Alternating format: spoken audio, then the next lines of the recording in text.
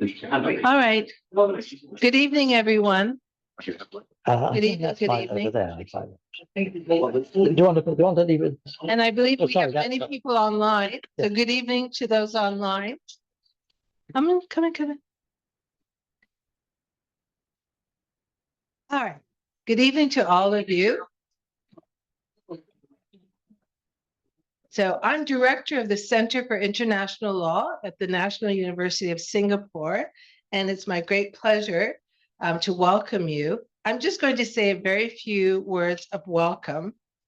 Over the years, the Center for International Law, together with the Singapore International Law Association, have developed a tradition of hosting joint events for distinguished visitors who come to Singapore. CIL invites them, and co-hosted by local law firms.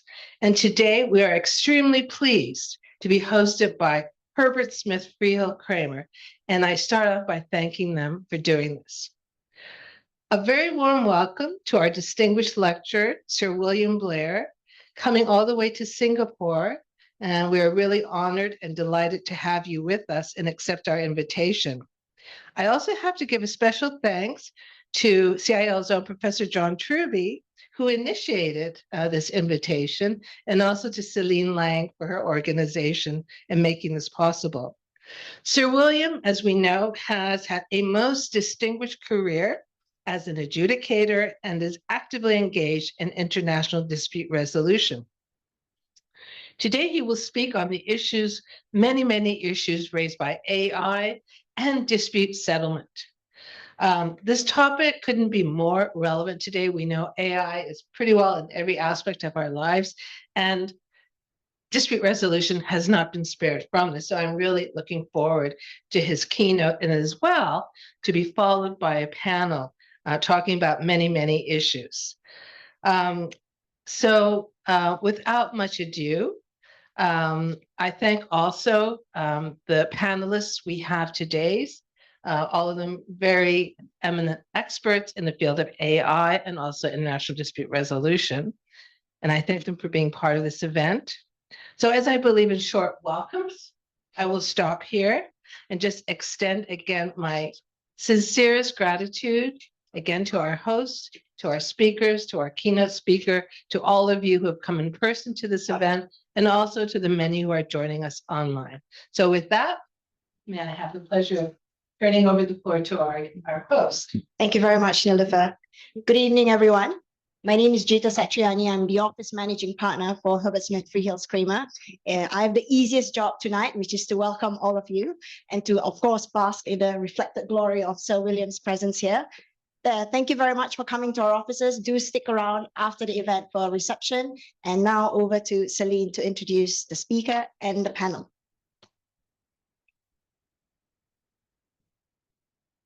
Good evening, everyone.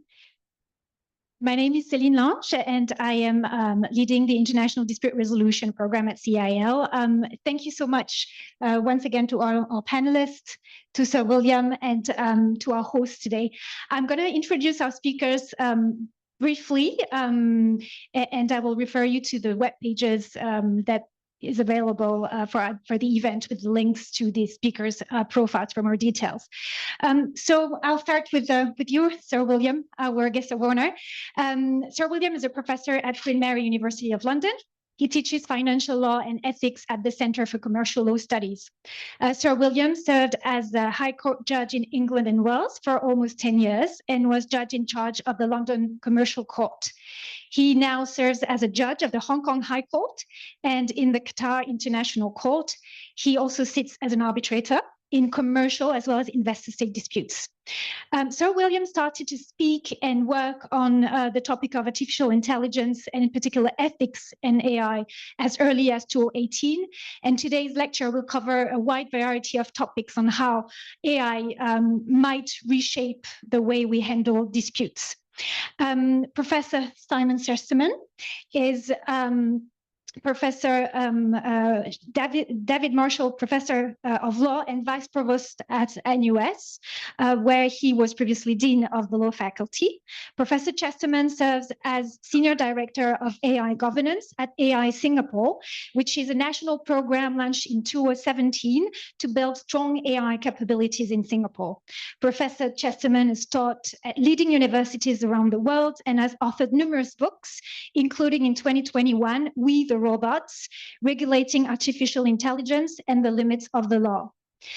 Dr. Hu Ying is an assistant professor at the NUS Faculty of Law. Her primary research and teaching interests lie in privacy and data protection, property law, and law and technology more broadly.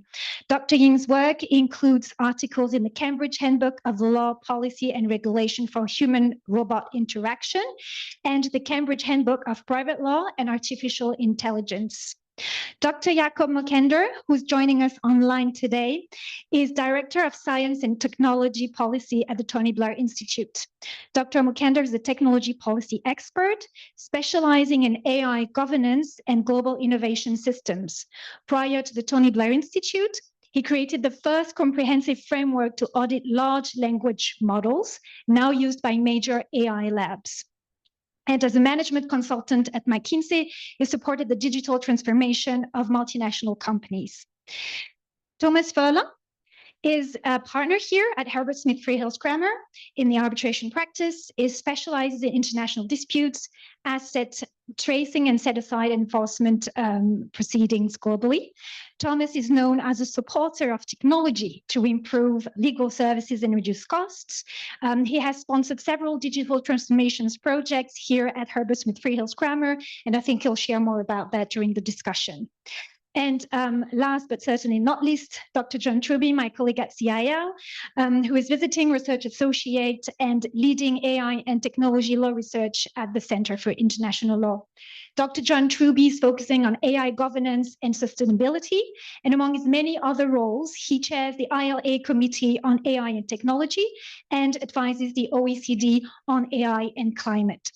So the structure of the session today will be first a lecture by Sir William for about 40 minutes, and this will be followed by a panel discussion during which our panelists will comment on key aspects of the lecture, and this discussion will be moderated by Dr. Truby. We'll then open the floor for questions, both from the room and from online participants. And again, thank you all for coming. Thank you to the online participants and to all who were involved in the organization of this event here and at CIL, and of course, to you, dear panelists, and to you, Sir William, and the floor now is all yours for your lecture, please.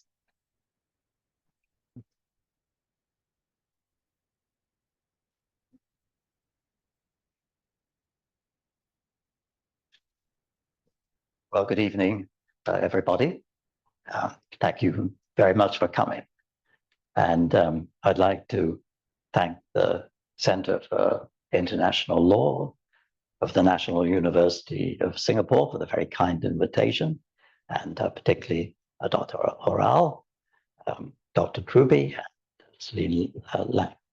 And of course, I'd like to thank very warmly Herbert Smith Freehills Kramer, and particularly to you for your kind remarks as well at the beginning. Thank you for hosting it.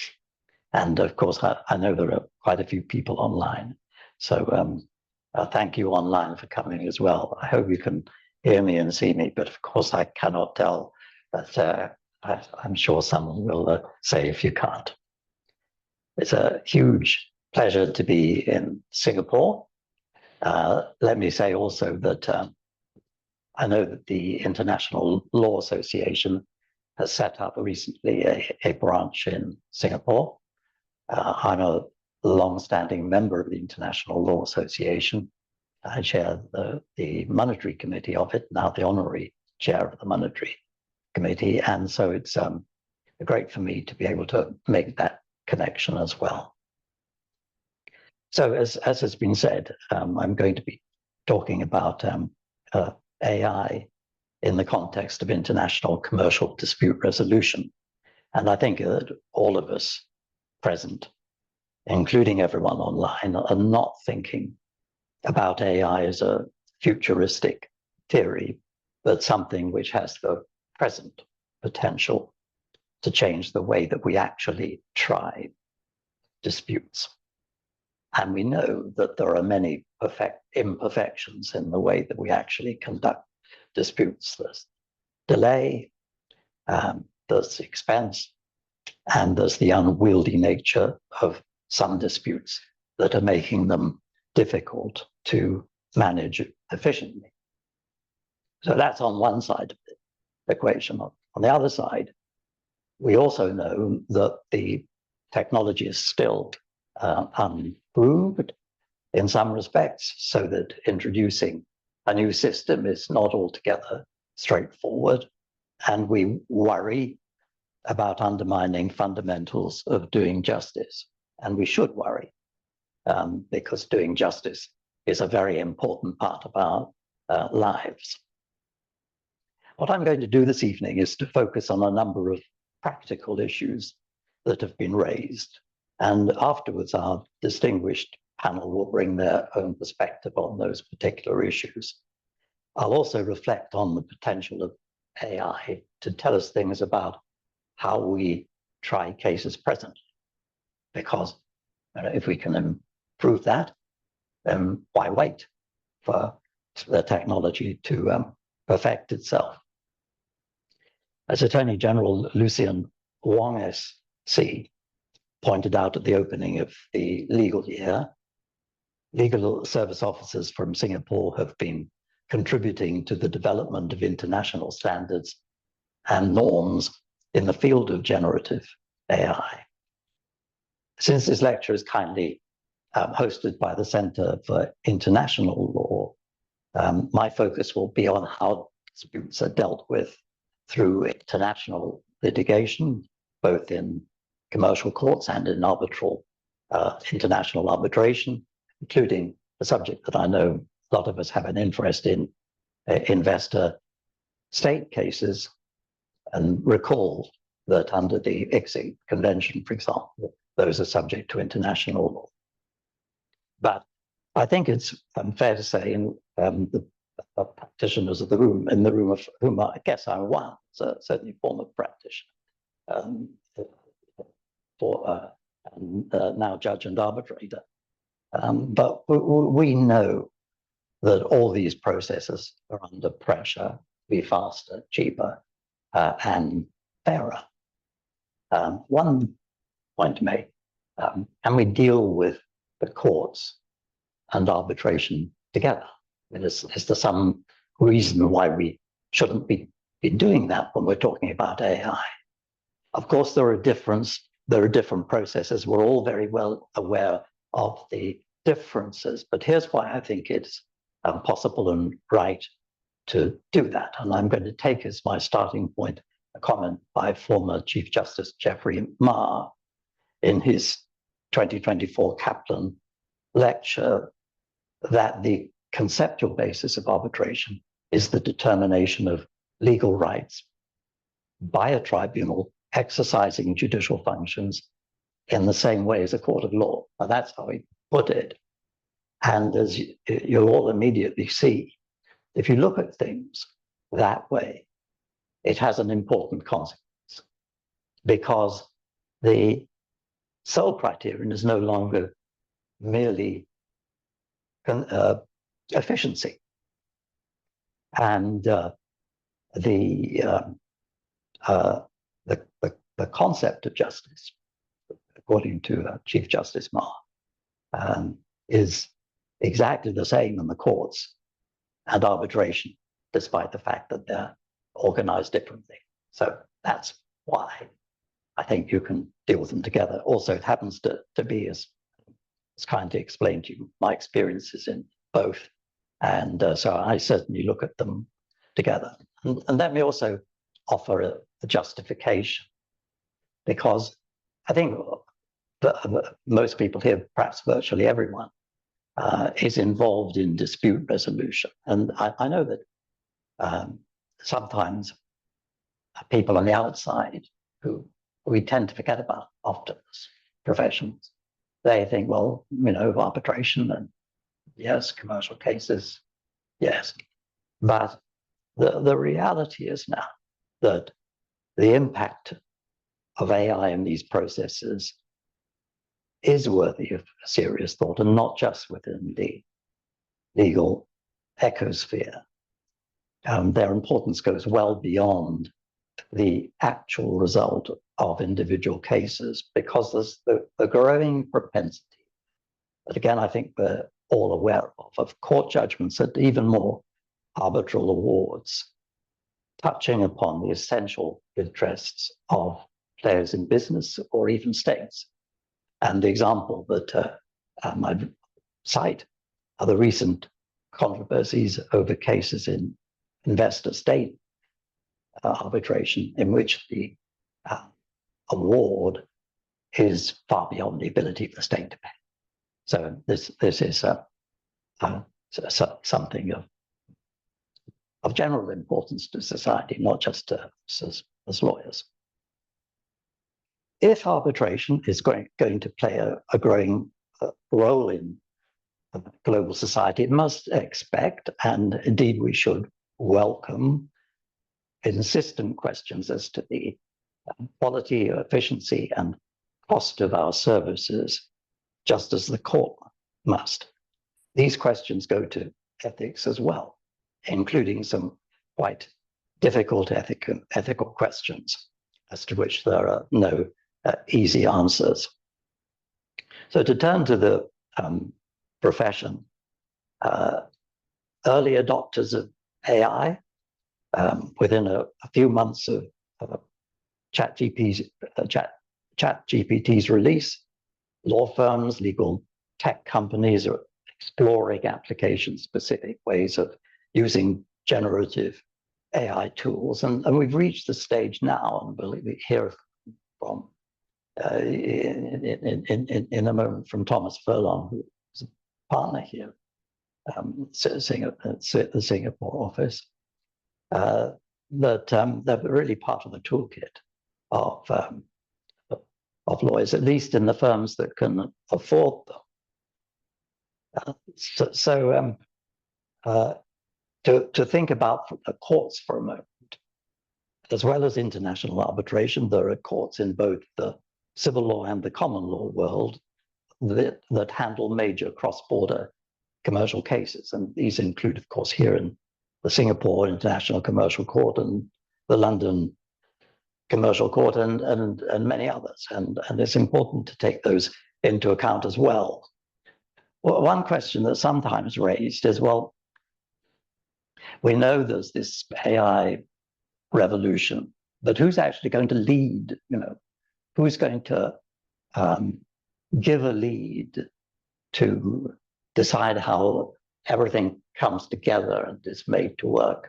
And let me just offer the view that I believe much of the leadership may come from the courts. Of course, there's Chief Justice Sundaresh Menon here in Singapore, Sir Geoffrey Voss in my own jurisdiction in England and Wales, Chief Justice Andrew Bell in New South Wales, but really it's a very long list. And the Cour de Cassation in France, for example, has just put out a document, so everyone's looking at it. And in this part of the world, people are particularly looking at it from the perspective of China. And as you know, in China, international dispute resolution is treated as a policy issue, with attention given at literally the highest level.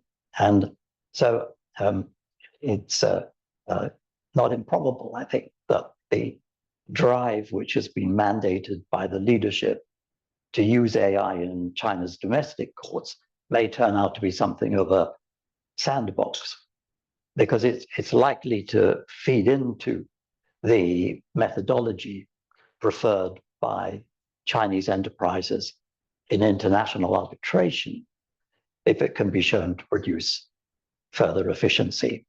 As to commercial courts, let me mention the 6th meeting of the Standing International Forum of Commercial Courts. That's taking place in Delhi in November. And one of its main themes is the differing approaches of courts to AI. So you can see all this stuff coming together. And it is important work because we need to pool our expertise on such a significant subject, even if it's probably premature to think about international standards at this stage. So let me say a word or two about the technology. The effectiveness of the current technology, of course, we can test now. But the potential of AI to transform commercial dispute resolution depends on the future of the technology. Now, this is a technical question, and we're fortunate to have Dr. Jacob Murkanda on our panel remotely to give his view. However, the reality is that in finance anyway, clients are adopting the technology and their lawyers follow. Goldman Sachs rolled out its generative AI powered platform in June of this year. And let me quote you what the firm is reported to have said. The most important limitation of AI tools, they said, is probably the risk of over-reliance. We have to acknowledge that AI is a tool and not a source of truth. And I think that's a very neat way of putting it, actually. And I think it probably we in the law are roughly in the same place right now. But what we do know is that you look at the sheer scale of the proposed investment in data centers and AI infrastructure generally, US, China, and elsewhere. But of course, this gives an incentive, a pressing commercial incentive, to drive the technology to continue to surpass itself. Now, in the light of all this, I'm going to identify some of the key issues that have come out of the growing experience of using AI. And all of them have possible implications for due process. In fact, they raise the question in the age of AI, what do we actually mean by due process? I mean, we run a whole system on the basis of due process. I mean, are we going to have to rethink any of that? Or actually, do we not need to rethink it? We simply need to make sure that the technology fits into it. We need to maintain key values. But anyway, none of the issues is truly novel, but AI brings a fresh perspective to each of them, and they come under various headings. And the idea is that after I finish speaking, our excellent panel is going to take them up and comment on them individually. So I'm going to start with an issue that perplexed at the beginning, I think is the best way of putting it, and that is disclosure. So, and let me explain what I mean. Disclosure in this context is equivalent to transparency, and transparency is important in the way we litigate, the way we arbitrate. So the question that ChatGPT's entry onto the world stage, which after all was quite explosive, gave rise to the question, what should be disclosed about the use of AI by the various actors? So let me try and approach this briefly and take it forward if it's raised by the panel. Lawyers generally under no duty to explain how they've assembled their case. There are some limited rules as regards witnesses, by the way. They have to disclose their sources. And judges and arbitrators, because certainly I think from that perspective, but I think all of us do, may have to disclose case law they rely on in their decision making if they've researched something, if the parties didn't cite it. But this is a limited rule again. So how has AI changed this? The Silicon Valley Arbitration and Mediation Center, which is quite well known, and the name gives rise to, you understand what it is and what it does from the name. When they looked at this in 2023, they took the view that there should be a general obligation both on lawyers and on arbitrators to disclose the use of AI. But when they consulted, and the guidelines were published in April 2024, this didn't survive. And the reason it didn't survive was they consulted, they found that it simply wasn't practical. So where they came out, and I'm quoting again, decisions regarding disclosure of the use of AI tools should be made on a case-by-case basis, taking account of the relevant circumstances, including due process and any applicable privilege. So, I mean, that is a useful statement, but not a particular steer in any way. So it's obvious that this is going to have to be worked out. And by the way, it's not a universal view. In the specific case of factual evidence, the 2025 New South Wales practice note on the use of generative AI provides that an affidavit or witness statement must contain a disclosure that Gen AI was not used in generating its content.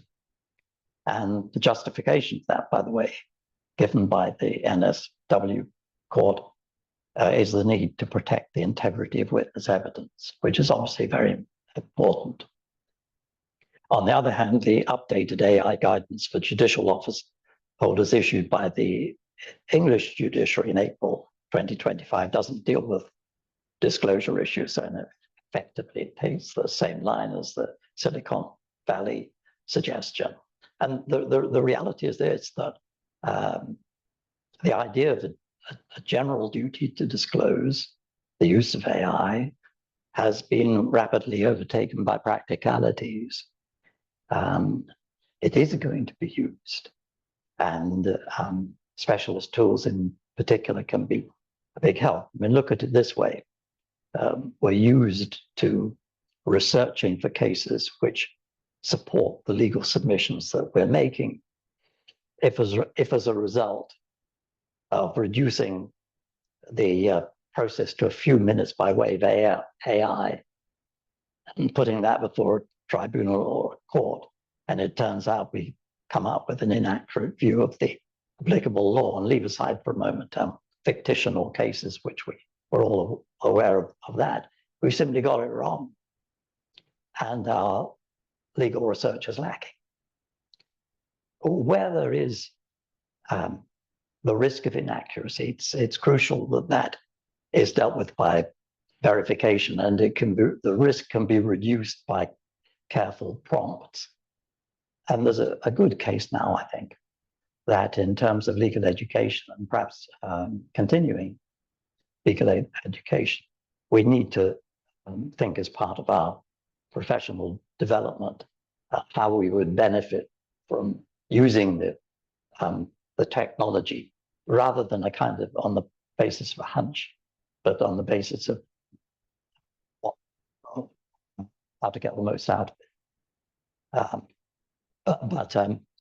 The integrity of factual matters given in evidence, which, as I've said, are emphasized in New South Wales, may raise different issues. And there's a recent petition in the California courts to vacate an arbitration award. And what happened in brief was that the arbitrator was found clearly to have used AI in preparing his award, because it produced a factual inaccuracy and not one that had been raised during the course of the evidence. But I would like to make this point because it's sometimes overlooked. The objection to that is more than the non-disclosure that AI was used. It may have nothing to do with non-disclosure at all. The point is that there is a conventional ground of objection, just as there is for a judge, on relying on matters that fall outside the record. And that is so even if the facts in themselves turn out to be correct. and regardless of the use of AI. So I think that's an important point to bear in mind when you're using this tool. You've got to keep in mind that our cases are supposed to be decided on the record, and not what you may find by looking at the facts by whatever means. Of course, if you get them onto the record, that's fine. But if you're a judge or an arbitrator, and you raise them and they haven't been raised during the arbitration, then that may be a ground to set aside the award. Can I pick up a point that's been made by a number of people as to how to go about practically in an arbitration dealing with this? And I'm quite attracted by this idea myself, actually. And the idea is that it should be possible for parties to agree in having a general discussion on the use of tools at the case management conference. This is recommended, in fact, by the Chartered Institute of Arbitration's guidelines on the use of AI in arbitration, which were published earlier this year. So in other words, you actually discuss, the arbitrators and the parties discuss what part AI is going to play in this, and they can get into pair one if necessary.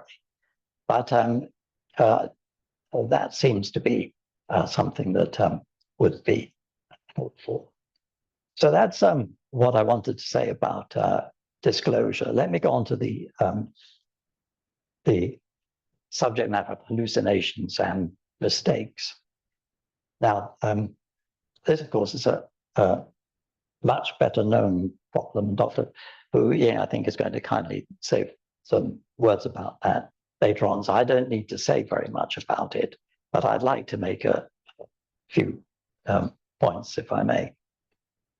First of all the published guidances that I've seen makes it clear that lawyers, and if the party is unrepresented, the unrepresented party has to take responsibility for the accuracy of the material we cite. I mean, it's an obvious point, but it's worth making. And the fact that LLMs hallucinate and make mistakes, we all understand, is exacerbated by virtue of the technology behind them. The hallucination may seem entirely credible to someone who's unfamiliar with the subject matter. In other words, as all the published guidance make clear, but I think we need to remind ourselves of this and not take it for granted. The rule is verify, verify, and verify. We must get into the way of thinking about that. Now, it is a problem that should arise much less frequently in the case of specialized apps for legal research in particular. I've found them quite helpful myself because they identify the cases that are relied upon for the proposition. Do you see what I mean? So you may or may not agree with the proposition, but you can check it out by reference to the case law that they identify. And my understanding is that great work has been done in Singapore with LawNet. But it does give rise to this, and again, I think we need to think about this carefully. How far can LLMs ever be entirely accurate in the context we're discussing? Because if the answer is never, then we need to keep that in mind in considering how they are used. So let me move on to case management. It was recognized early, I think, that specialist AI tools could have an important role in case management. In practice, this may seem a somewhat mundane point, and frankly, it is often mundane, but every practitioner will tell you that good case management is absolutely key to effective dispute resolution. It can take up a lot of time for courts and tribunals in commercial disputes. I'm going to quote from a recent online publication by a well-known law firm, not yours, in fact, but it's entitled International Arbitration in a Fast Evolving Landscape. And I'm simply going to read it out because it makes the point economically that I want to make. It's really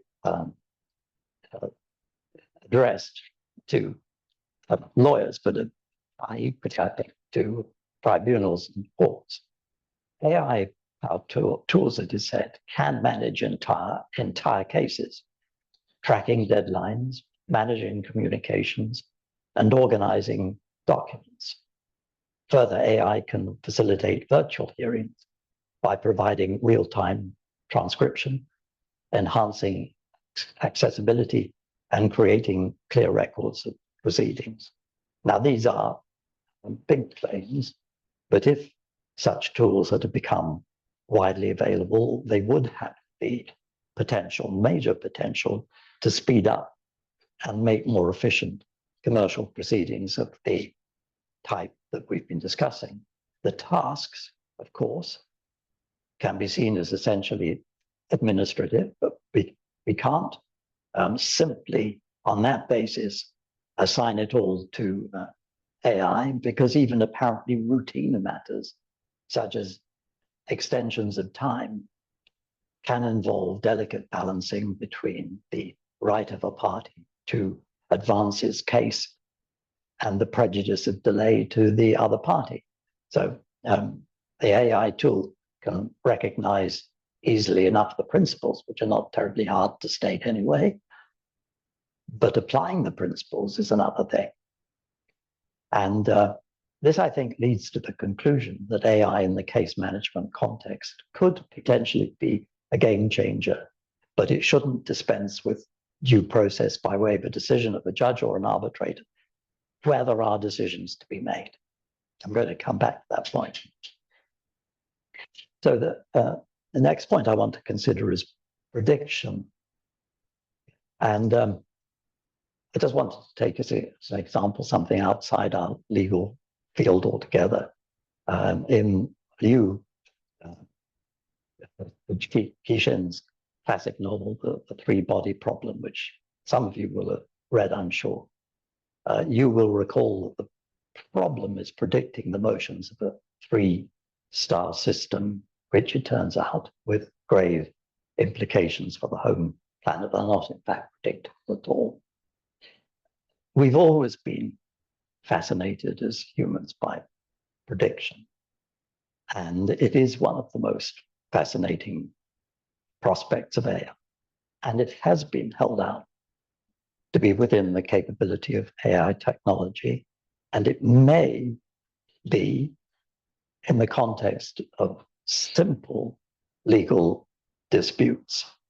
But in a complex legal dispute, however, there are simply too many imponderables to make a prediction by a machine which is any more reliable than a prediction by an experienced lawyer, and probably less so. After all, advice as to the merits of a claim or merits of a defense has always been one of the main functions of disputes lawyers.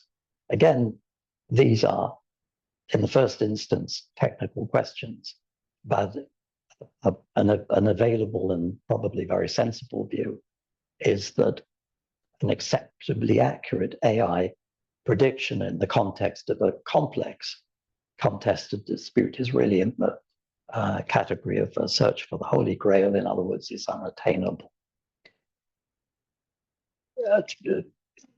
I'd like to not just leave it at that, because we do have this added arrow to our bow, and we should consider use it. And let me raise this possibility. Could machine prediction, even a prediction which does not purport to have a high level of accuracy, be of real value? And let me explain what I mean.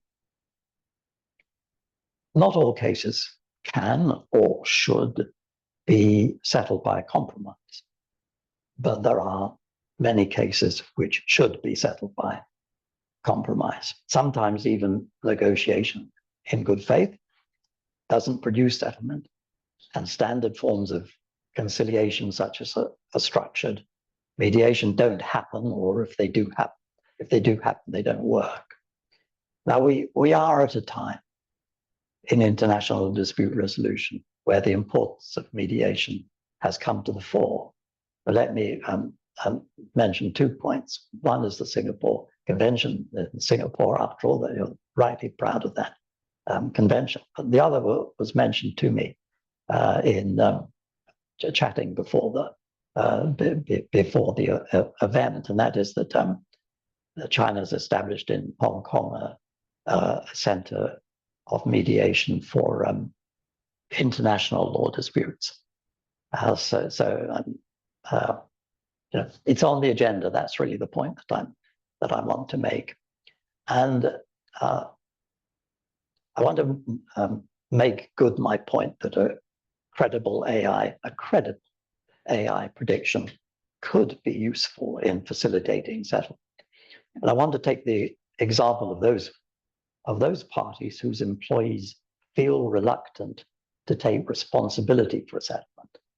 Some of us will have had experience of this, and it can be a real issue, for example, in states where those responsible for the case know that they may be accused later of incompetence or even corruption in approving a settlement.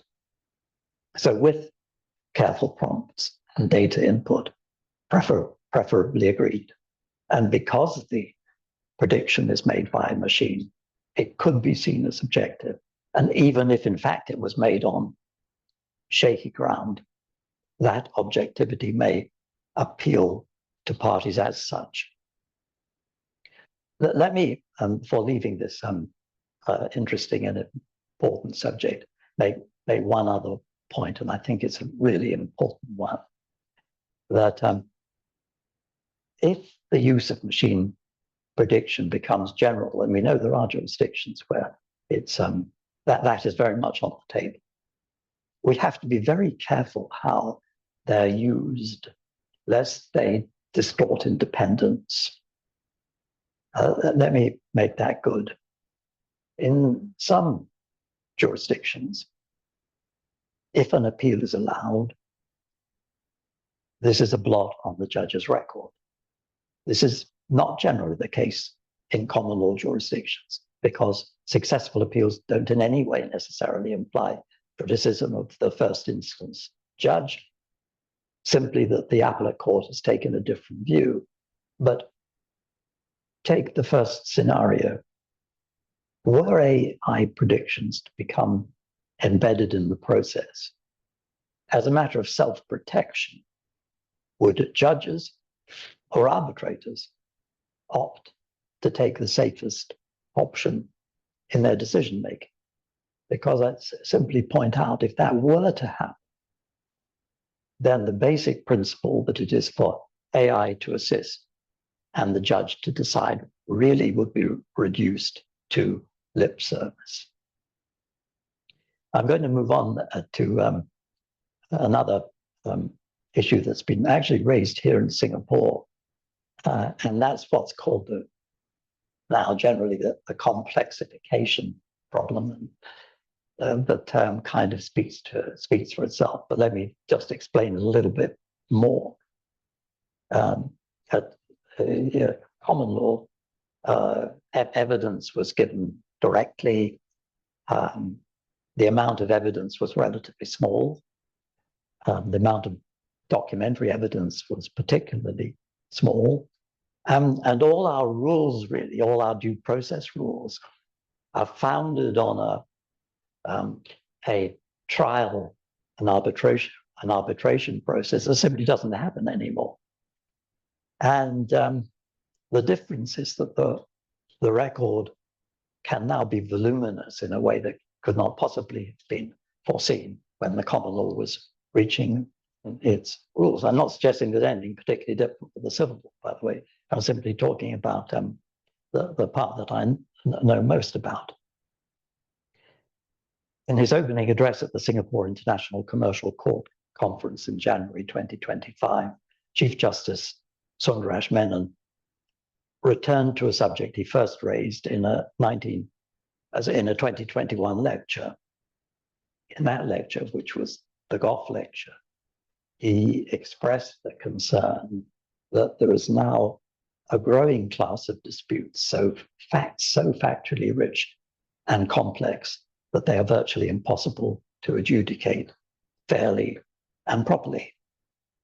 By the complexification of commercial disputes, he's referring to the phenomenon of disputes becoming ever more evidentially and technically complex, such that they threaten to exceed the ability of adjudicators, i.e. judges or arbitrators, to comprehend the material before them, thus potentially making them more prone to error. So this is something that's been placed on the table. There are ways, and it will resonate, by the way, I think, with all of us who are involved in complex commercial cases, and it gets you straight into the mainstream of due process. You can deal with it up to a point. Protocols, pre-hearing meetings, meetings between experts to focus on the matters that are an issue between them, witness conferencing, perhaps during the arbitration, that kind of thing. But this is really trying to manage rather than solve the problem, which is essentially one of information overload, coupled with presentation of the information in a way that gives it no overall structure. And again, a lot of us are going to connect to what this means because we see it. Now, we know that AI is capable of summarizing documents and is now used for this as a matter of course in many contexts. And we have the opportunity now to rethink how we present expert evidence, both in the courts and in arbitration. It's possible to envisage, perhaps quite soon, that the technology will be able accurately to summarize the expert evidence in a case, identifying the matters that can be agreed and therefore accepted by the tribunal without further consideration, and those that are not agreed, and what the differences are between the experts, and therefore what the tribunal will have to decide when reaching its decision. To be clear, this use of AI should not usurp the role of the adjudicators, that is, the judges or arbitrators, or undermine the integrity of the evidence. And doubtless there would need to be a protocol so that everyone was using the same analysis and so forth. But if technically possible to the requisite standard and envisioned as an aid and not a substitute, it may quite simply be fairer, faster, and more efficient. So the final issue I will comment on is quite current, and that is how far AI may be used by arbitrators in drafting awards and judges in drafting judgments. And Professor Chesterman is kindly going to comment on this further.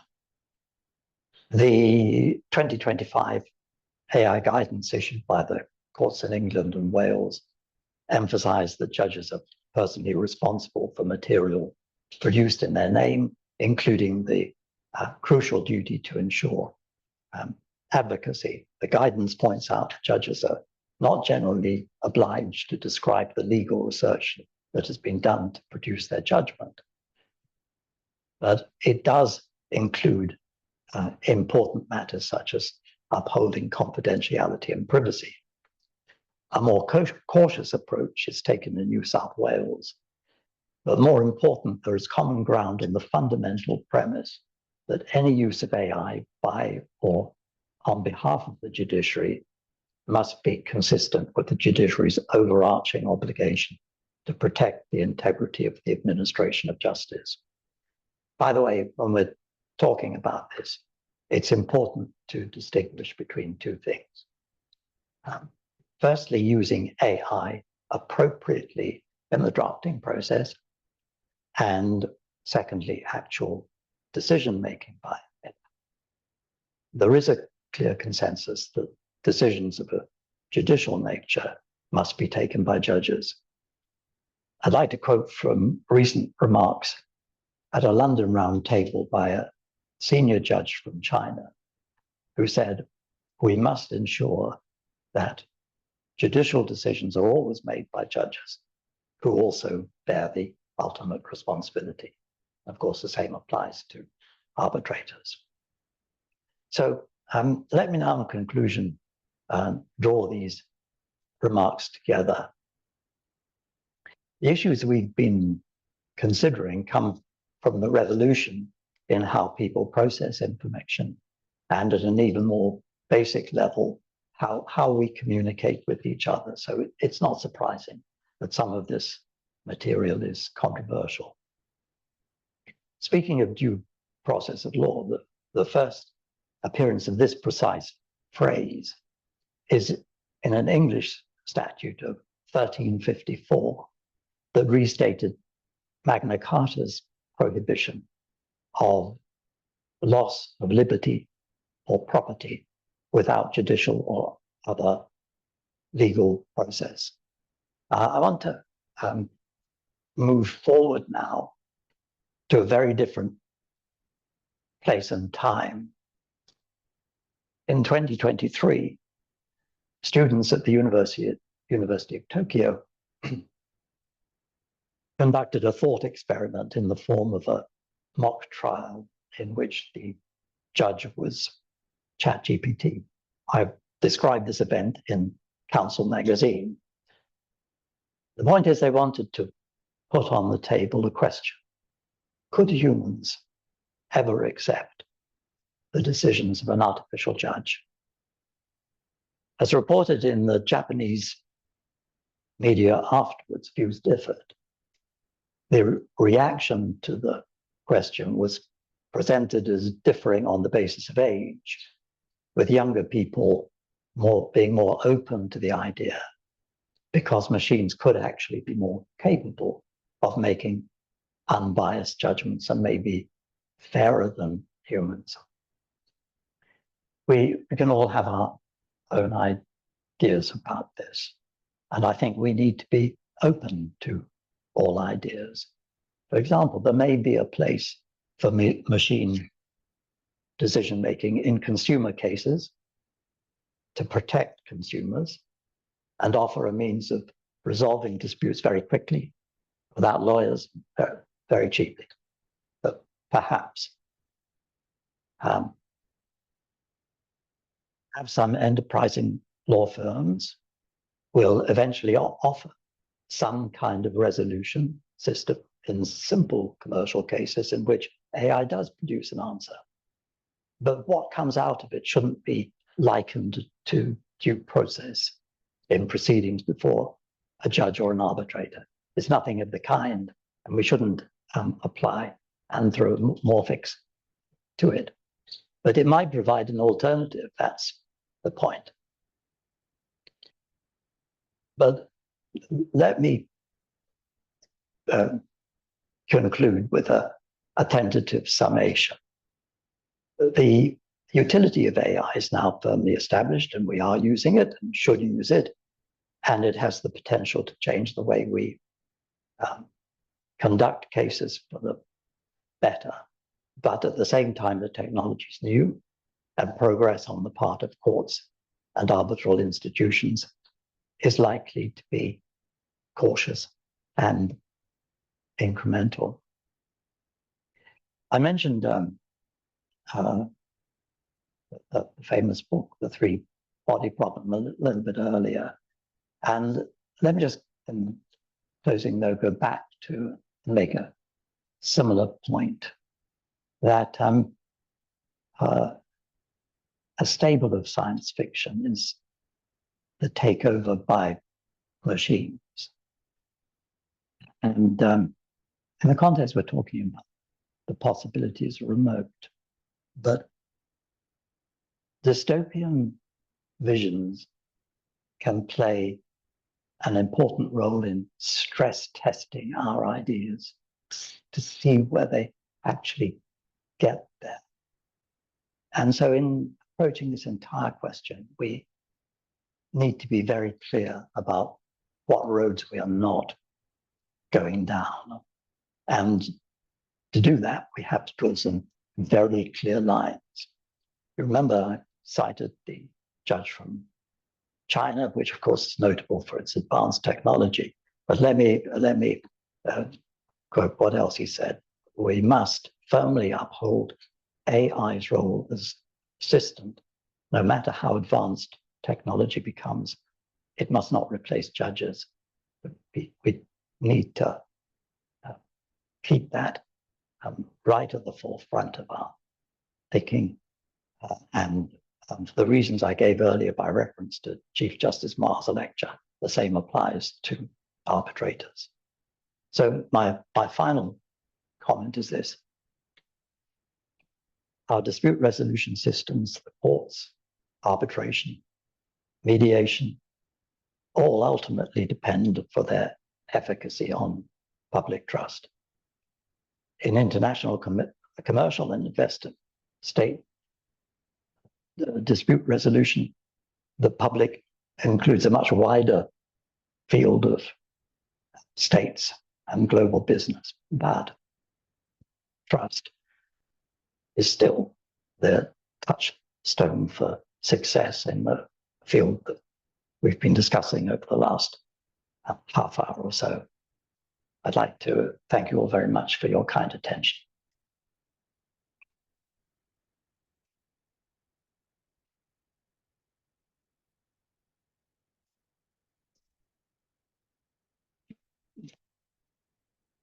Thank you so much, Sir William, for joining us, for making the journey from London and making time in your very busy global schedule.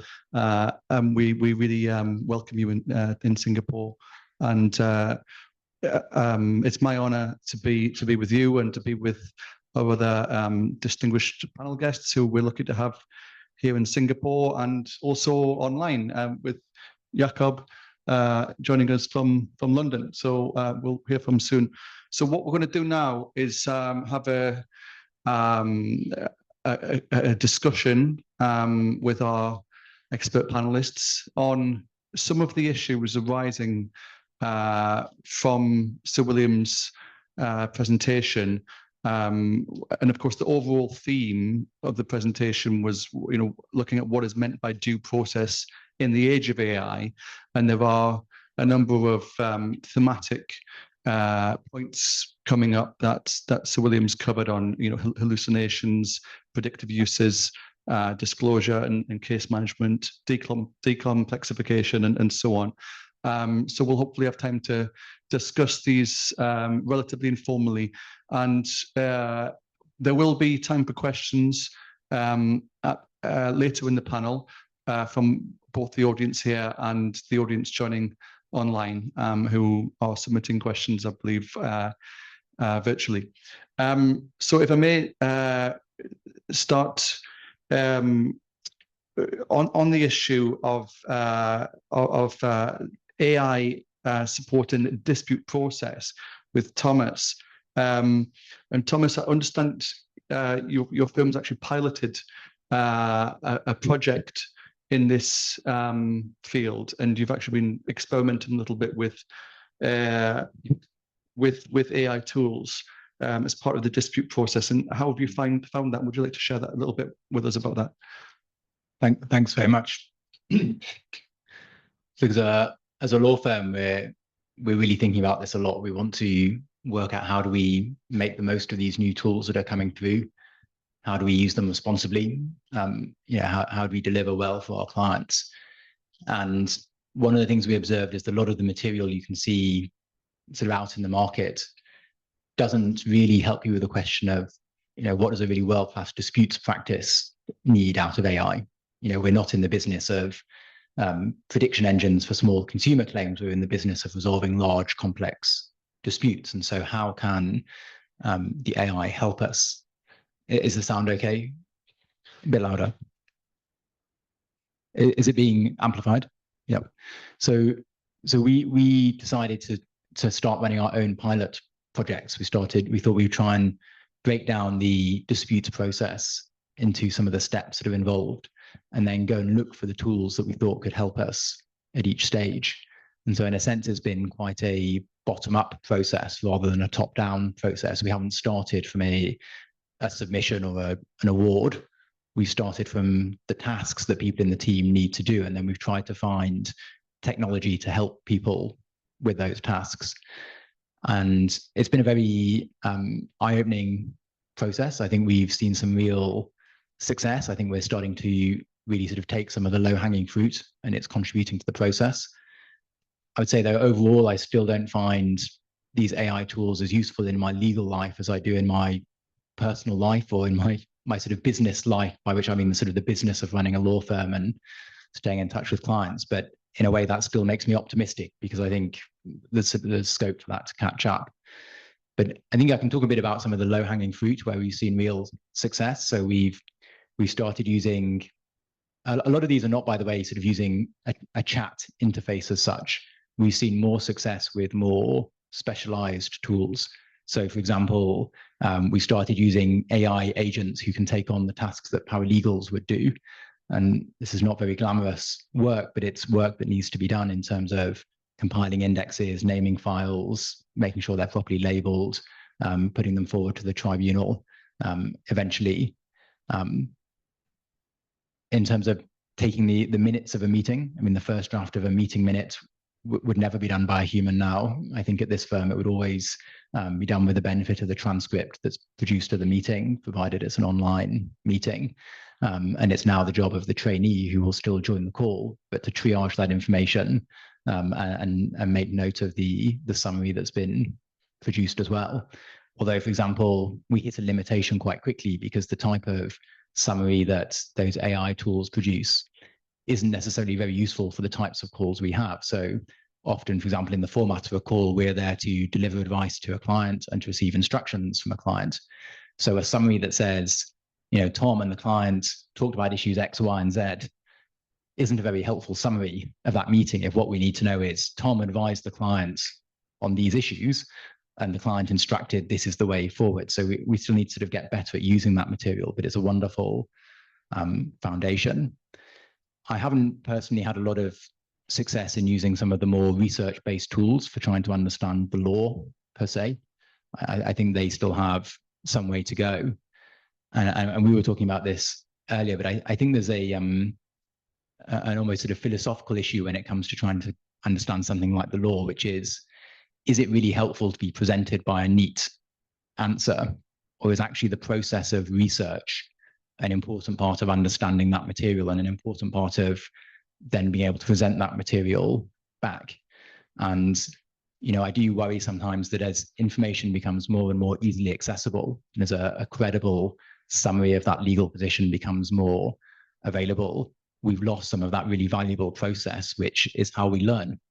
You know, we learn by reading a well-structured chapter in a book and observing what's commented on and what's not commented on, seeing how the topic fits together, and then reading the cases, and then going back to the book and seeing what we think about it. And I think if we lose some of that process by taking a shortcut, we might save some time on day one, but we're not helping ourselves overall. And so just to sort of conclude on what I've taken away from all of these tools and where I think we can go next, to me, the most useful way of thinking about it is how can we use AI to educate ourselves? You know, there's a lot of discussion about, well, we need to keep a human in the loop on using these tools, but what do we really mean by that?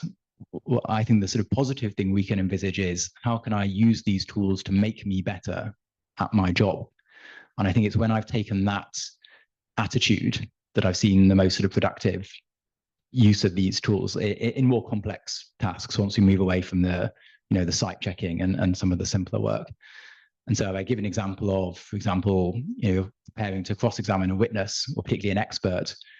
Well, a big part of your preparation is educating yourself about the material. What are the accounting standards? What are the valuation principles?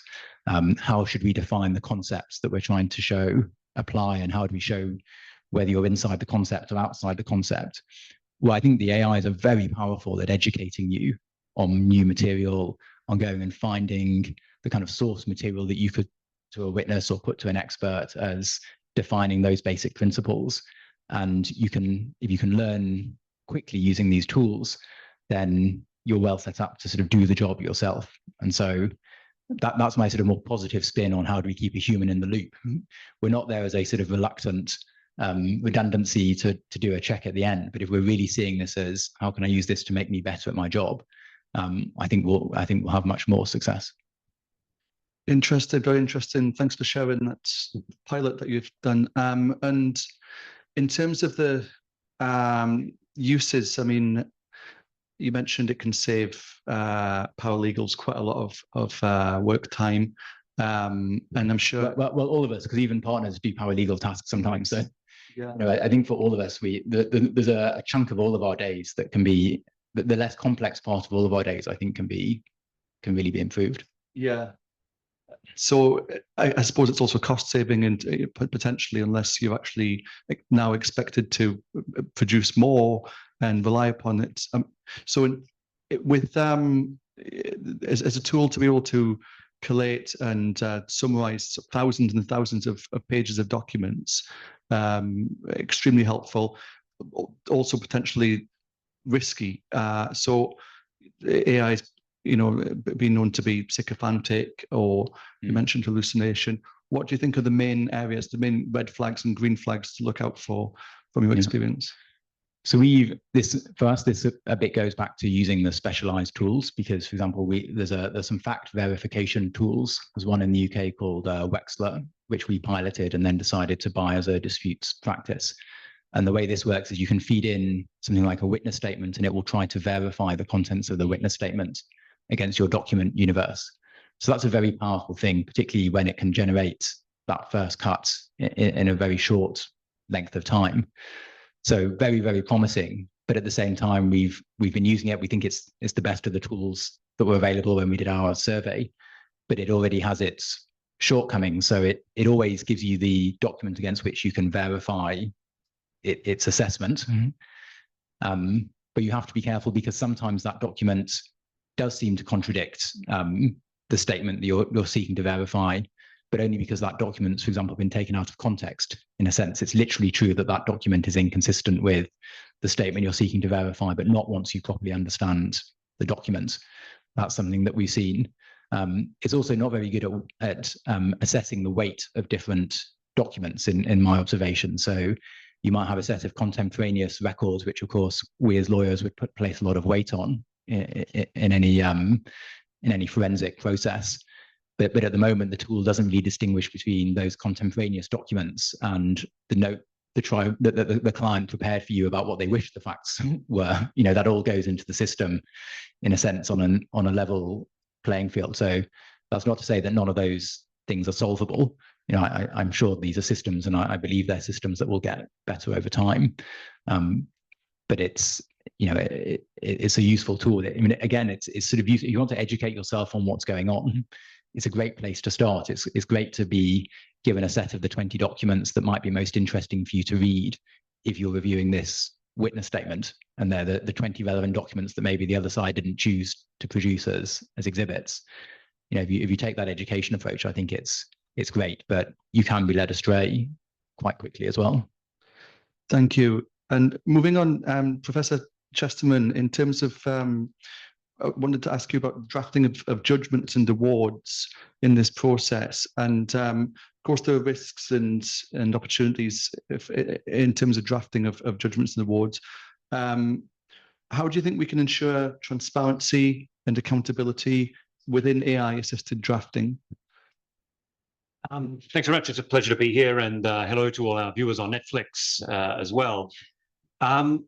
So the problems have partly been addressed, but I would boil them down to the issue that the machines are sycophantic and we are lazy. And that's really the problem. So let me respond to your question by first talking about what drafting is and then how we might do it. And what drafting is, I'd really agree with much, but maybe not everything Sir William said.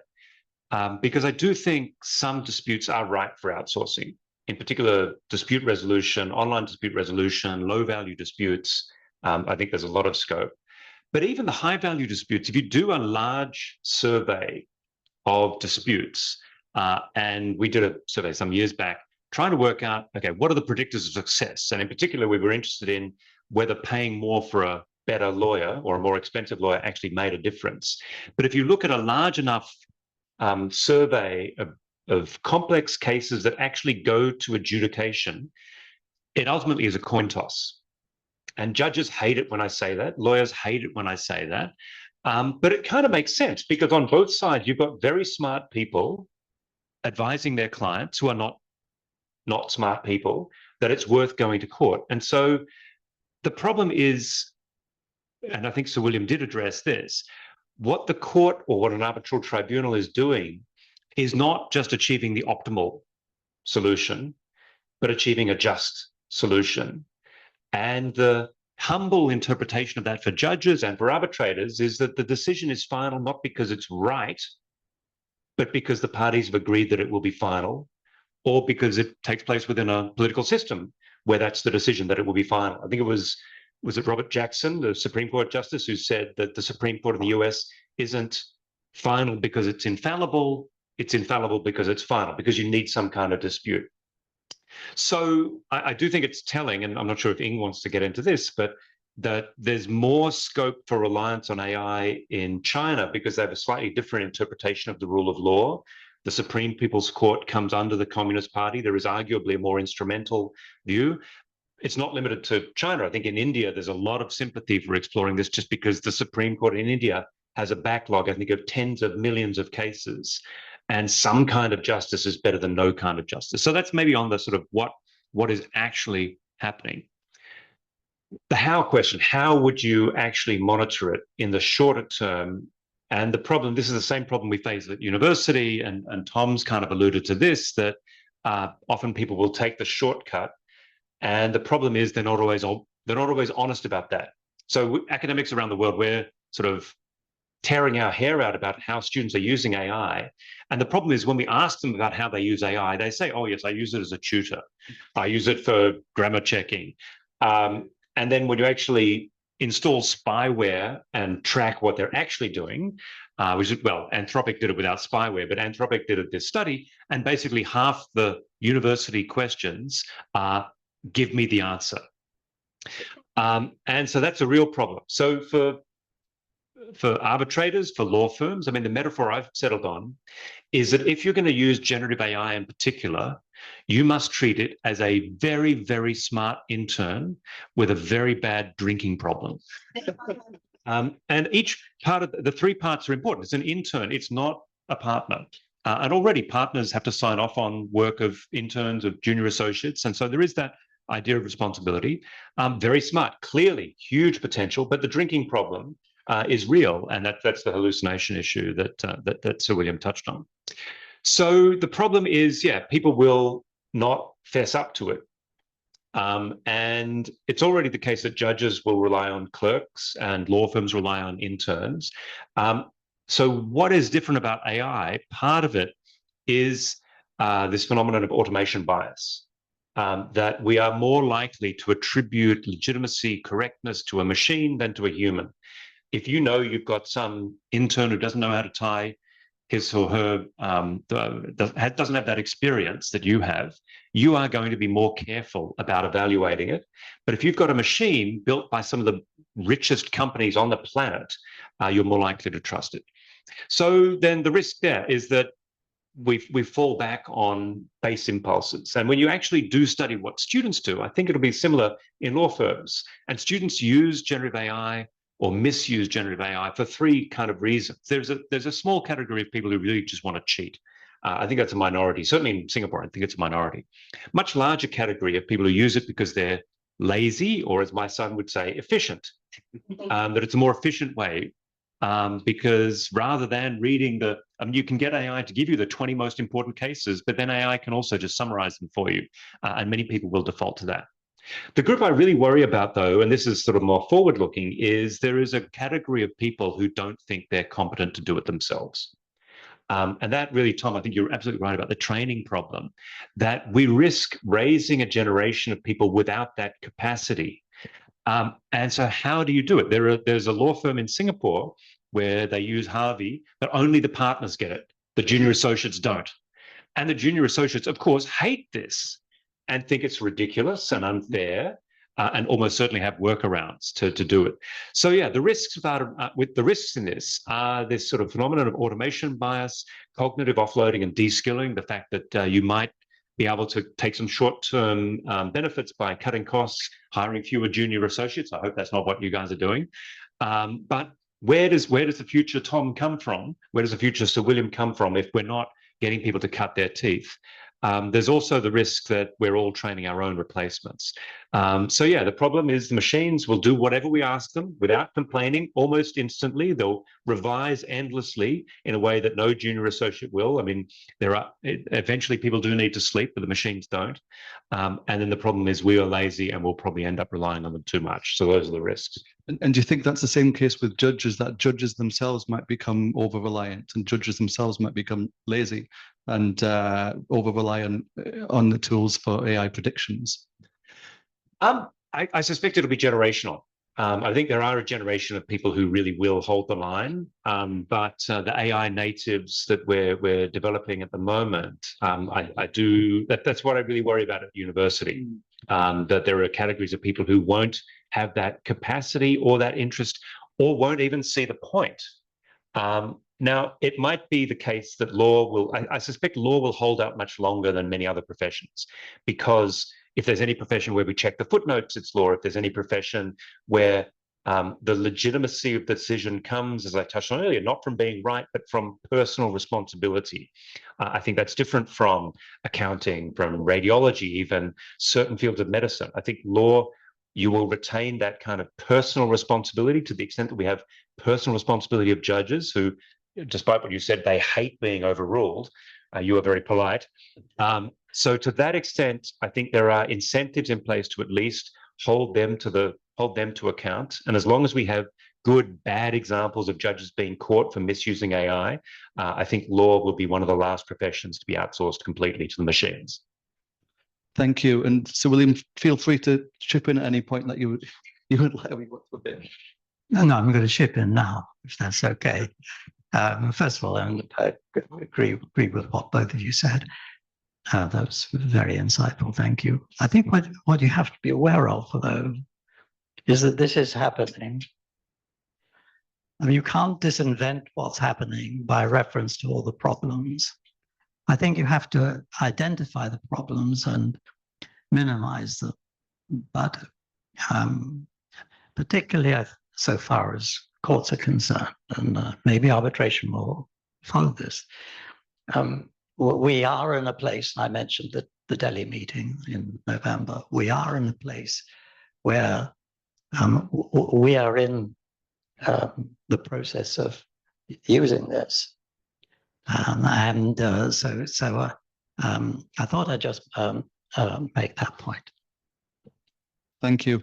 And moving now to Dr. Ying, thinking about hallucinations and predictions, and what do you think are the implications for fairness and reliability in the international dispute resolution process? Thank you. Wow, that's a great question. Actually, I have 2 points to make about prediction and maybe one observation about hallucination. Okay, so the first point about prediction is about its accuracy. So how accurate can we actually predict a judicial outcome? So in recent years, we've seen hundreds of research papers, and they all analyze how their prediction system can accurately predict the outcome of judicial decisions. Okay, so some of the really eye-catching statement they make is that, oh, we have a success rate of 98%. Okay, but if we take a closer look, we'll see that those systems are actually not as powerful as what they claim to be.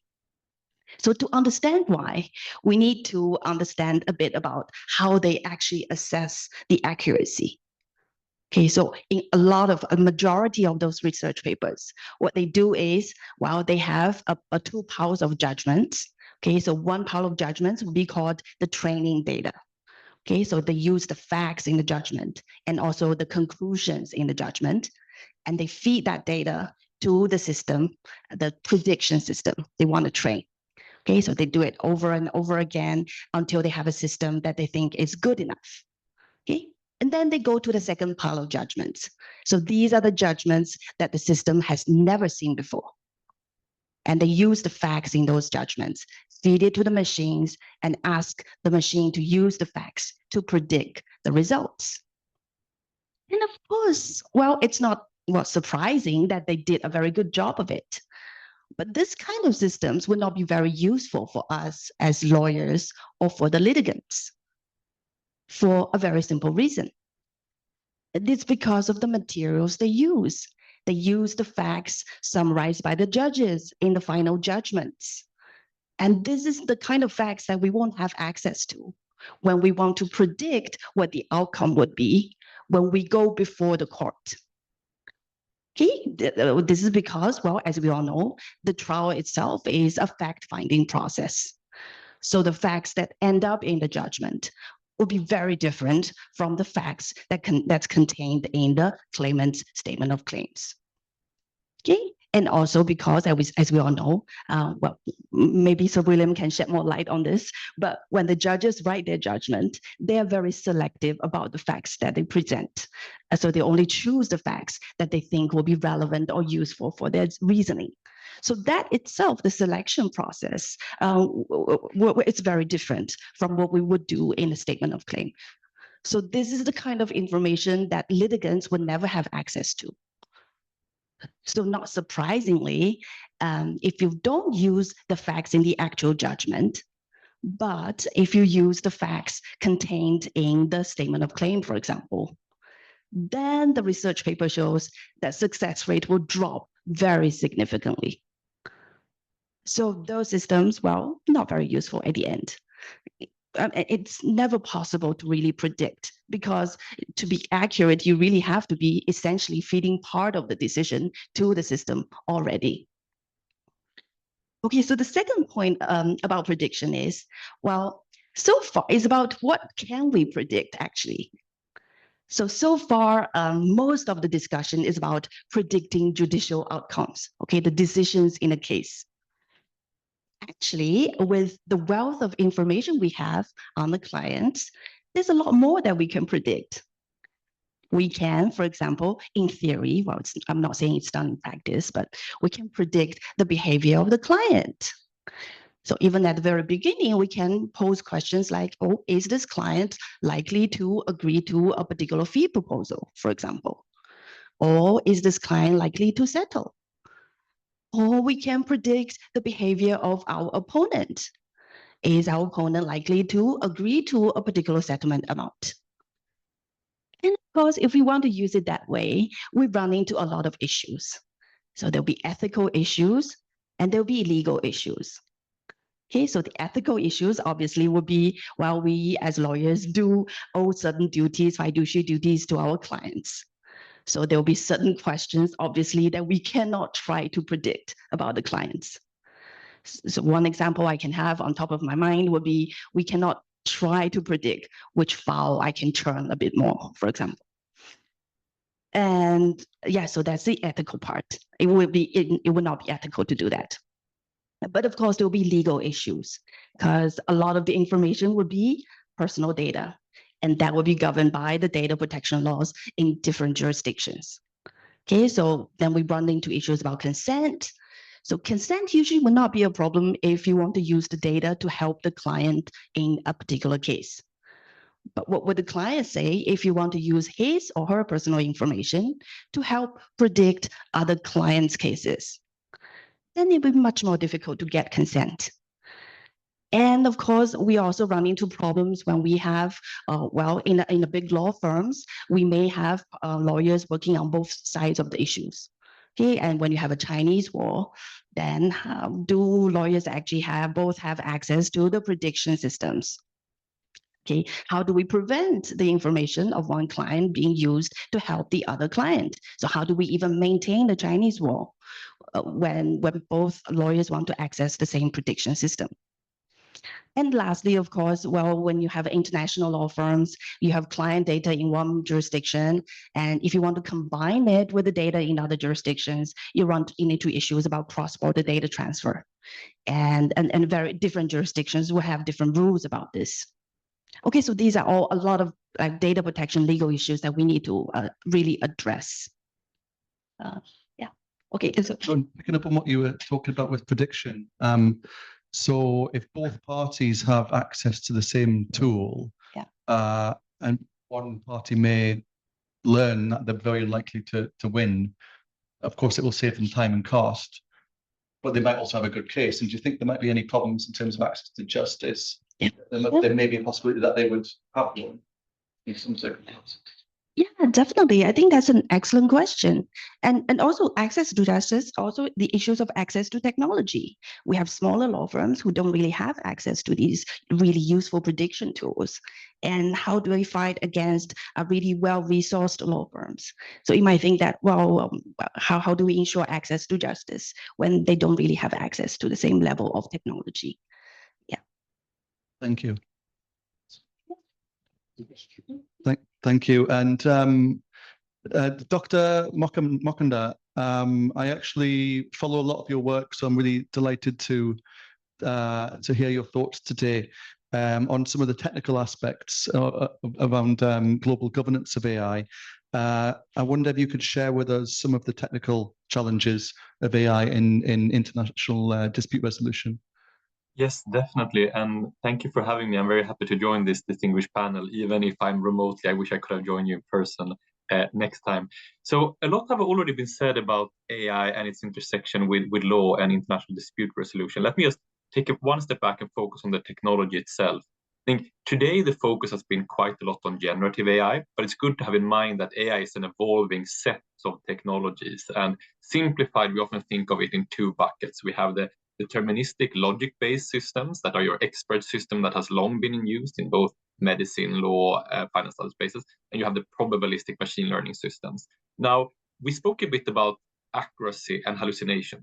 As long as we design systems purely based on probabilistic systems, such as machine learning and current generative AI models, they will never be fully accurate. There are different things that you can do technically to improve accuracy. For example, you can fine-tune on domain-specific data on court cases, or you can anchor them. There's something called constitutional AI, where you, for example, hard code certain facts into the system. But as long as that is a basis, it will never be fully accurate. Now, there are movements in this space towards what is called hybrid system, in which you build new architecture that combine logic-based and probabilistic-based. And you can almost then think of the more probabilistic AI as almost team members of a team that has a more deterministic architecture. So the main conclusion from that technical sort of aside is that this is still a very young technology. Generative AI only came to fruition in 2022. It's 3 years old. And I think that if we look 3 to 5 years down the line, we will see vastly more capable system than we have today. So I think when it comes from the perspective of lawyers and international dispute resolution, there are two real questions. One is, how do we already today make use of some of these tools while putting reasonable safeguards into place? I think you have mentioned a lot of them, the human oversight, the double checking, the transparency, but also how do we prepare ourselves both as companies and individuals, but also as societies for a scenario with vastly more capable AI. And then a final point, more sort of from a meta technology point of view, I think AI brings in a really new paradigm in which everything humans do, not just online, but increasingly also in the physical world, will be logged somewhere. So, example, you're traveling with your car has GPS data, it's connected to your phone. Either the government or Google or someone else will have access to that data. That changes a lot in terms of not just human behavior, but also what is possible to track for different cases. And we will face a lot of questions as a society. What data are we comfortable with tracking? What data would you view as legitimate and acceptable input into conflicts and resolutions? And what spheres of life should be guarded from AI tracking, surveillance, and rationalization? I mean, let's take a very specific case, not to take it too abstract. And this has less to do with dispute resolution, but more with law in general. It's very easy to log cars that is flagging, for example, anytime they're going over speed limit. And if we're serious about upcoming laws and regulation, you could rule a lot of simple stuff by automation. But this is something that goes partly in tension with our liberal principles and also people's expectation of freedom in how to interpret different laws. And this is also called a micro example. But I also want to say that in addition to AI as a tool, it also changes the macro environment in which we humans and companies live and operate. Very interesting, and yeah, to actually remember that we've only had Gen AI for 3 years, and how much impact it's already had.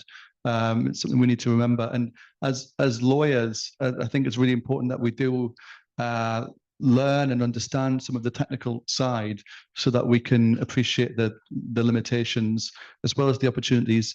And in that respect, do you think AI could actually be used as a sort of a tutor for judges and arbitrators, for example, in reviewing expert testimony? So AI is very good at pattern recognition, and that both goes for pure data. So that can definitely be used to double check facts, for example, but it's also good at checking human patterns, or patterns in behavior, patterns in tones, and finding anomalies, which you would often sort of expect if you have someone to give a testimony.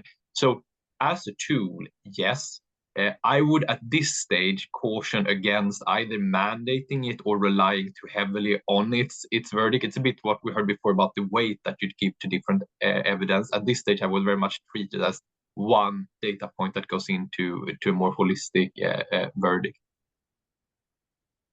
Thank you very much. We're now able to take some questions from the audience. So if anybody here has a question, and we've also got some questions on online.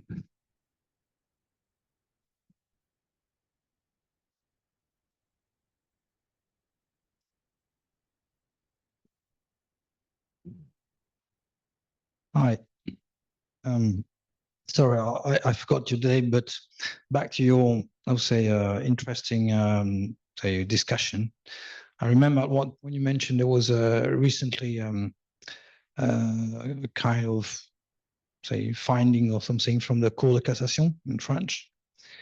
I think, as some of you might know, the French system is kind of working on a civil code, whereas English law is a case law. So I'm French, I apologize. But I mean, it's quite interesting, because if something is codified, I would intuitively infer that AI, or say any machine-driven system, might be better tuned to learn from a codified system than to learn from a case law, where basically each and every new case normally adds to the puzzle, right? So what is your view on the, let's say, the suitability or the compared suitability of AI assistance through, let's say, the French approach, which is the civil code, etc., versus the case law? Well, thank you very much, Steve, for your question. And I tend to think that that wouldn't really be that much different. So one of the purposes of the Cour de Cassation, the suggestions that are coming out, is that they're going to actually look at how French courts have decided particular points on the code. Of course, you're making the point quite correctly that common law has the system of judge-made law. So the case law as such is more important because it builds into legal principles.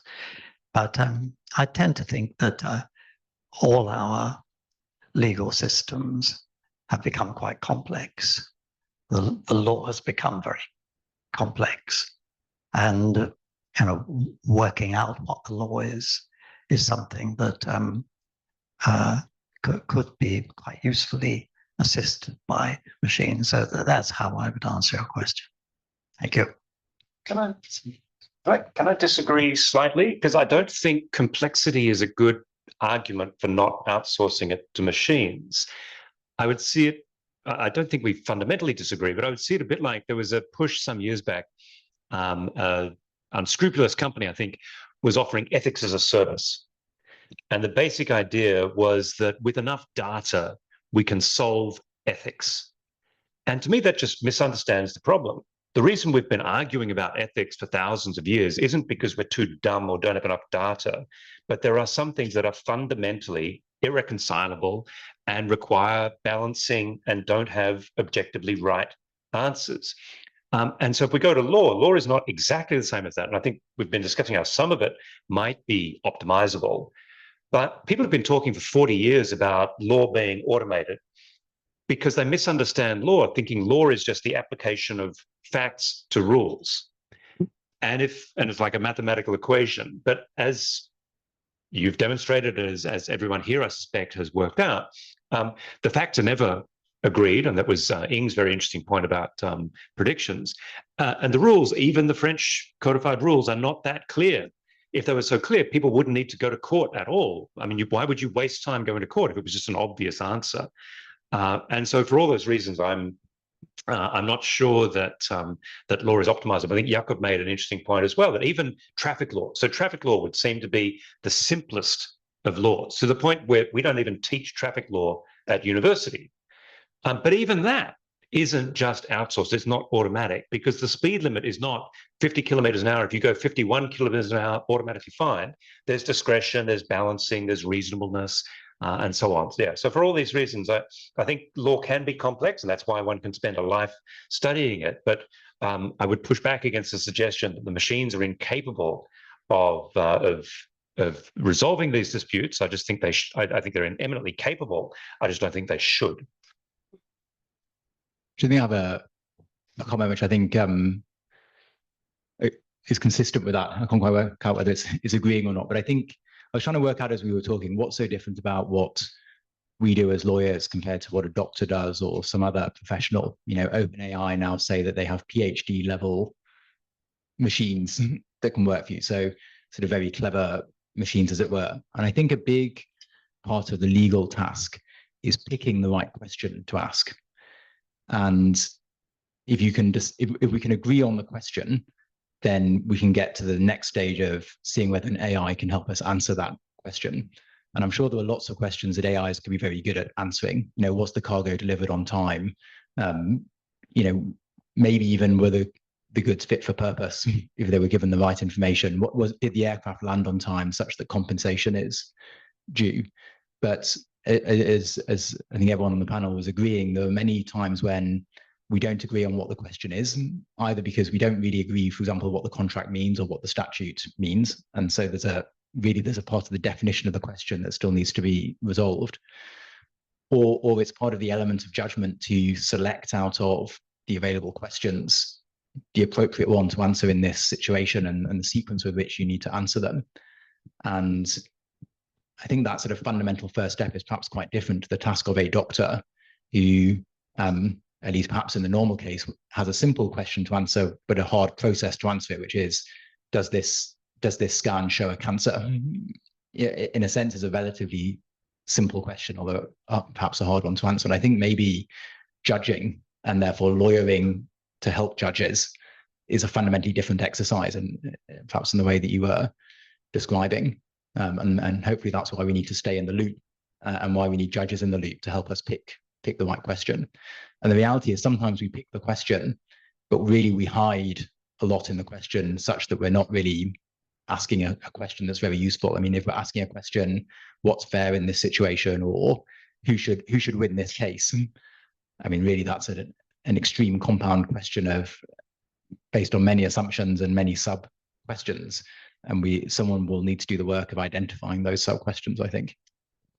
I'll give the microphone back, but there's a great line from Pablo Picasso, was interviewed, I think, in the 1960s in the Paris Review, and someone was introducing computers to him, and he said, computers are useless. All they can give you is answers. We've got time for, I think, one more question. If anybody has, yes, please. Thank you, Prof. Blair, and thanks for the whole panel's discussion. I got a question about equity. I'm totally agree about your point that making a guideline for the AI not only used in international arbitration is very important, but the question is that who should make this guideline or international regulation rules? The answer is obviously the whole world, right? For each country, because it's a international problem. But now we can see that it seems like only China and the US are the only two leaders in the AI aspect. So maybe this world is divided into two sides. One is China, US, the leaders. Another is other countries, especially for the developing countries. And these two sides, there is a very huge gap. So when it comes to making this kind of guideline, how can we guarantee that make this process equity and yeah, thank you. Bill. Yeah, Jakob, why don't you come in and I can answer start with part a of that, few- and then I'll come in afterwards. That's perfect. And I'll give you the last word on it. So on AI governance, I'll say that right now we face a very different geopolitical situation than we did even only 1 year back. So more than 100 nations around the world have drafted bill around AI governance. Some of them have implications for the legal profession. The most advanced is, of course, the European AI Act, which covers all high-risk AI systems. But the wind has shifted, and I don't know if you heard both Vance's speech in Paris earlier this year and then also the speech as ANGA last week. So the stated position of the US right now is to reject any global consensus around AI governance, and there's very low likelihood of reaching that. However, that should not be cause of despair, because there are two different ways of viewing AI governance. One is to view top down from AI and say we need some horizontal agreement or regulation that covers all of AI all over.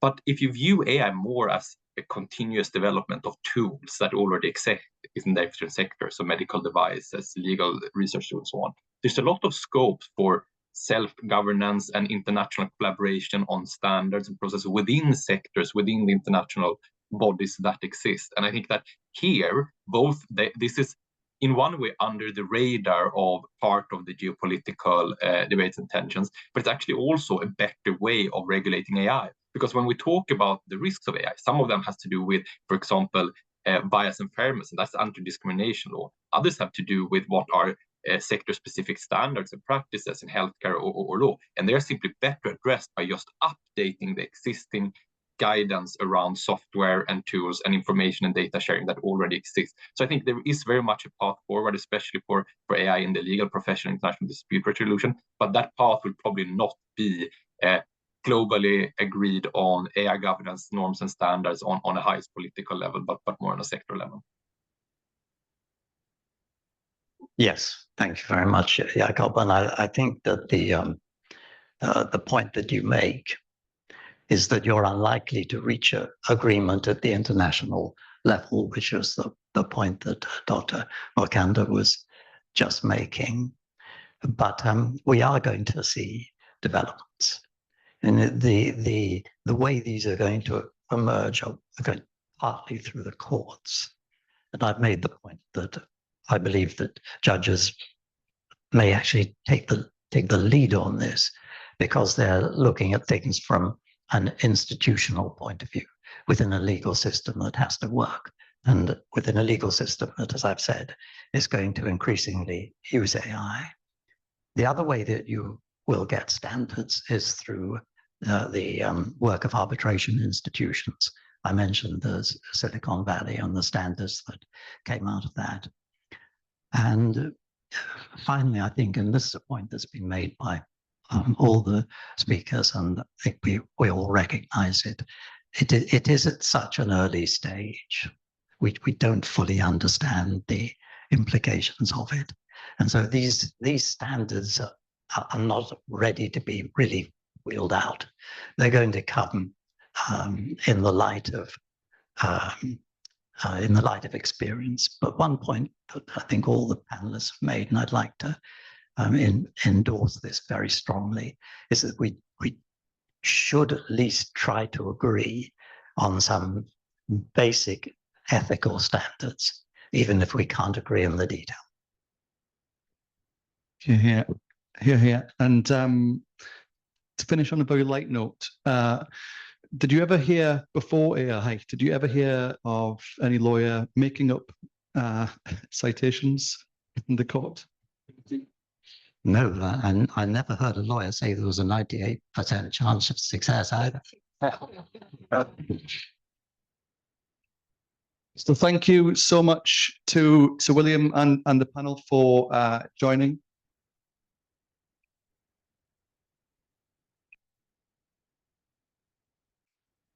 We're really delighted, and thank you to all of you for joining and online and in person. And I think we would have loved to have more time to discuss. We can now join for some refreshments afterwards and maybe pick your brain a little bit offline. And I would like to, just conclude to say thank you to all who've participated and for our hosts and to CIL and the ILA. And it's been a wonderful event. Thank you so much.